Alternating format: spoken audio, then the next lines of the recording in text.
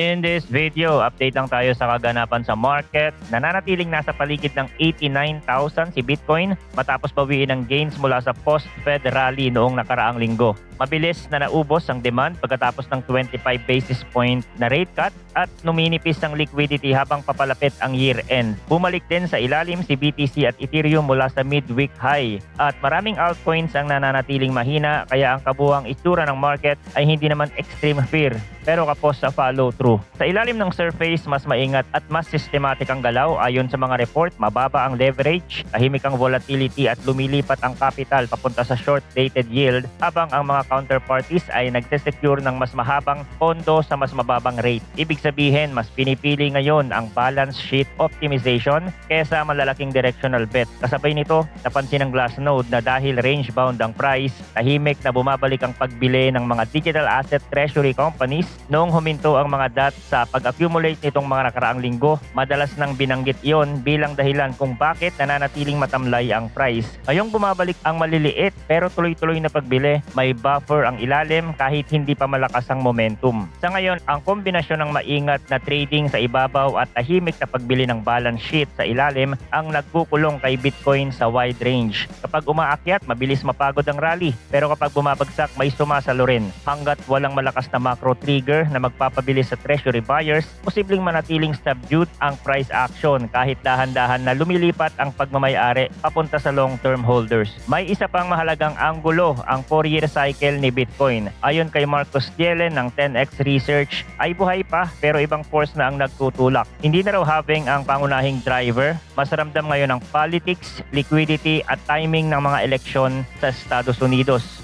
Kung titingnan ng mga peak noong 2013, 2017 at 2021, madalas nasa huling quarter sila at ito'y mas malapit sa mga cycle ng politics at pagbabago ng pulisiya kaysa eksaktong petsa ng halving. Importante rin ito dahil kahit nag-cut ang Fed kamakailan, hindi gumana ang galaw ni Bitcoin, mas maingat ang mga institution, halo-halo ang signal ng Fed at tight ang liquidity. Kaya humina ang inflows kumpara noong nakaraang taon. Ang resulta ay consolidation imbis na panibagong parabolic na rally. Sabi ni Thielen, sa timing, mas mabuting bantayan ang political catalyst, mga usapan sa fiscal policy at pagbabago sa monetary conditions kesa umasa lang sa kalendaryo ng halving. Samantala, si Arthur Hayes ay matagal nang nagsasabi na ang tunay na nagdidikta sa mga cycle ay global liquidity, hindi ang 4 na taong bilang. Kapag humihigpit ang pera sa US dollar at Chinese yuan, doon madalas nagtatapos ang mga bull market. Kung luluwag, doon naman bumabalik ang lakas. Sa madaling sabi, pareho nilang punto ang liquidity at politika ang bida ngayon.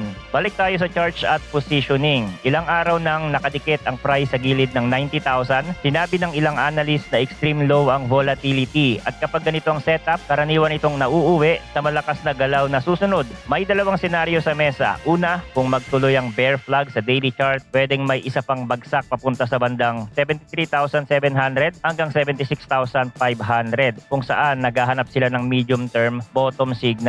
Pangalawa, kung malinis na mabasag ang 90,400, mabilis daw mariretest ang 100,000 na nasa lower boundary ng broadening pattern. Sa intraday na map, binantayan ng ilang mga trader ang range na 90,600 at 89,800 bilang immediate na mga guhit kung saan umiikot ang price habang nagpapasya ang market kung aling direksyon ang mananaig. Ang ibig sabihin nito para sa mga pro trader ay simple. Tahimik ang range pero mataas ang chance ng biglang pagbilis at kailangan malinaw ang plano kung alin ang invalidation at saan magbabawas ng risk. May isa pang tono mula sa on-chain at trend following perspective. Sa isang quick take ng CryptoQuant, binigyang diin na nasa ilalim ng mga pangunahing trend line ng price at pababa ang simple moving average. Kaya ang bawat attempt na umakyat ay madalas na binebentahan sa mga declining na average. Mas malakas ang selling volume sa mga red candle kaysa buying volume sa green candle at mababa ang volume kapag sinusubukang basagin ang resistance. Paglalarawan ito ng isang reaction phase sa loob ng bear market structure kung saan mahina ang conviction sa upside, bagamat mas mabilis nakabawi ang Ether mula sa long-term lows nito. Hindi pa raw sapat yun para magsabing tapos na ang correction. Sa ganitong reading, posible raw na maranasan pa ang isang mas malalim na yugto papunta sa 50,000 na area bago ang susunod na malaking rally. Hindi ito prediction na tiyak na mangyayari, pero malinaw ang kahulugan. Kung hindi babalik ang malakas na inflow at hindi luluwag ang monetary tone, may risk pa rin sa mas malalim na retest bago mabuo ang panibagong foundation.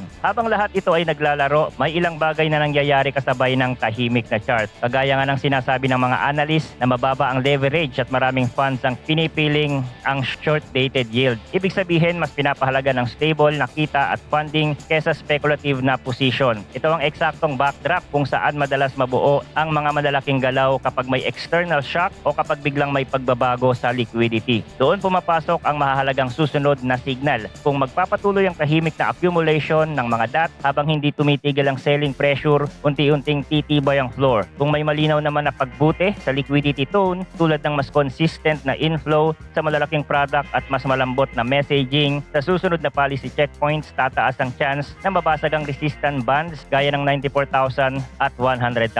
Kung kabaliktaran ang mangyayari, halimbawa tumindi ang pag-aalinlangan sa politics o hindi naging maganda muli ang tono ng pera, mas nangingibabaw ang bear flag scenario at ang retest sa low 70s na area. Kung titingnan natin ang price action ni Bitcoin, walang masyadong pagbabago sa galaw nito at ganun pa din yung perspective ko dito. Kagaya ng previous analysis natin, still below 98,000 resistance at nagpo-form nga ito ng another bear flag pattern. Isang bad news lang yan ay pwedeng mag-trigger ng massive selling activity para bumagsak ang price below 80,000 and retest the area of 75,000 support. A recovery here sa trendline na ito ay hindi nangangahulugan ng bullish outlook na agad kasi rejection sa 98,000 is still possible. A bullish price action should be like this, basagin ang 98,000 na walang immediate rejection at manatili sa taas. Nangangahulugan yun na maraming buyers ang pumapasok at merong valid reason fundamentally na bumaback up sa price action na yun. Kasi kung wala, then prone pa din yun sa fake out at manipulation. A much better price action is above 100,000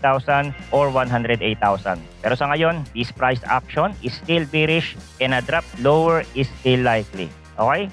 So yun lang ang crypto update natin for today. Thanks for watching again. Good luck and see you on the next video.